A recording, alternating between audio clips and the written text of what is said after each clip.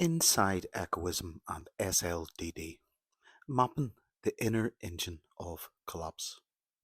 Echoism and self-love deficit disorder (SLDD) have given language to something that survivors of narcissistic abuse have felt for decades. The shrinking of the self, the compulsive gravitation toward the narcissistic partner, the strange dance of merging and erasure. They are in many ways revolutionary ideas. Echoism dignifies the experience of those who feel too much. SLDD dignifies those who love too much. But these frameworks stop just short of showing us what is happening inside, in the psychic engine room where collapse and recovery are actually decided. This is where mirrored psychic inversion theory, MPIT, comes in. The hypertrophied ASR, the hidden driver.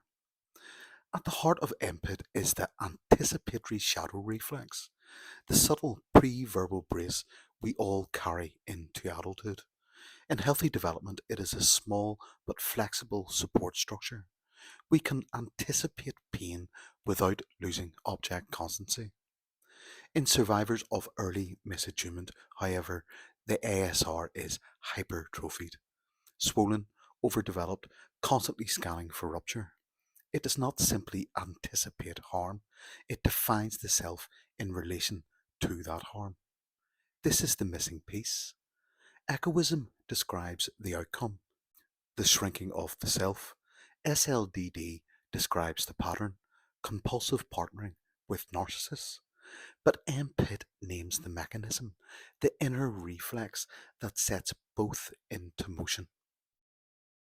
Why Echoism and SLDD feel true. It's not that Echoism or SLDD are incorrect, they are maps of the terrain as seen from above. Survivors often feel recognized by these models because they capture the choreography of their relationships. But MPIT goes below the surface. It explains why the survivor cannot simply choose differently, why the collapse feels fated. The hypertrophied ASR has no object constancy, no way to hold the self steady, no way to believe that this too shall pass.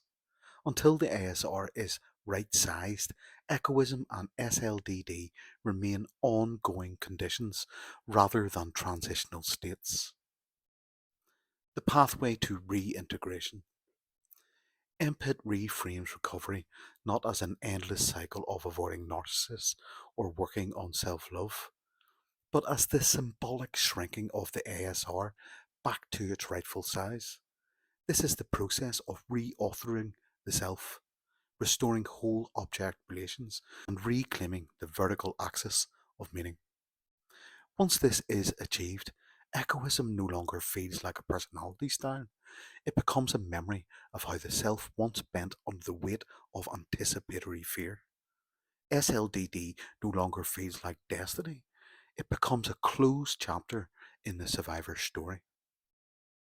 Completing the picture. Echoism and SLDD give us language. MPIT gives us the engine. It shows that collapse is not a mystery, not a moral failure, but a reflexive overcorrection in the psyche. It also shows that recovery is not just possible, it is predictable once the survivor understands the machinery at work.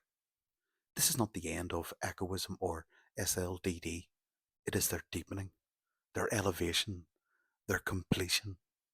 Peace out. Loads of love.